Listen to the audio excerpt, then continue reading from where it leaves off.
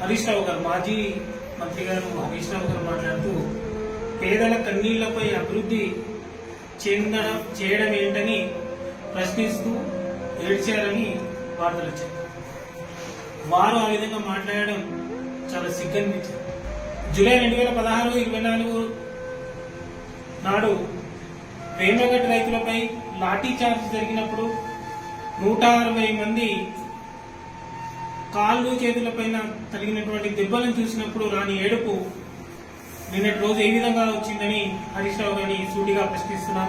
తెలంగాణ ఉద్యమంలో చురుకుగా పాల్గొన్నటువంటి మా శ్రీనివాసరెడ్డి అన్న గారిని 10 మంది పోలీసులు నిర్దాక్షిణ్యంగా లాఠీలతో కొడుతున్నటువంటి దృశ్యాన్ని చూసినప్పుడు రాని ఏడుపు నిన్న మీకు ఏ విధంగా వచ్చిందని అడుగుతున్నాం.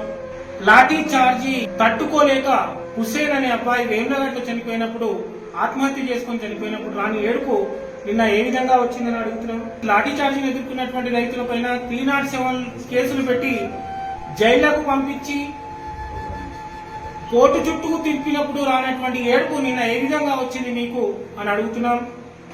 మీ పార్టీకి చెందినటువంటి ఎంపీటీసీ, మా గ్రామానికి చెందినటువంటి ఎంపీటీసీ గారి చెయ్యి విరగొట్టినప్పుడు చూసిన దృశ్యాన్ని నప్పుడు రానటువంటి ఏడుపు నిన్న ఏ విధంగా వచ్చిందని అడుగుతున్నాం. మీ దాష్టికం వల్ల పల్లెపహాడ్లో నర్సయ్య ఆత్మహత్య చేసుకున్నప్పుడు రాని ఏడుపు నిన్న ఏ విధంగా వచ్చింది మీకు. ప్రాజెక్టు వల్ల కొన్ని వందల మంది ఆత్మహత్యలు చేసుకున్నారు. ఆ వార్తలు విన్నప్పుడు రానటువంటి ఏడుపు నిన్న మీకు ఏ విధంగా వచ్చింది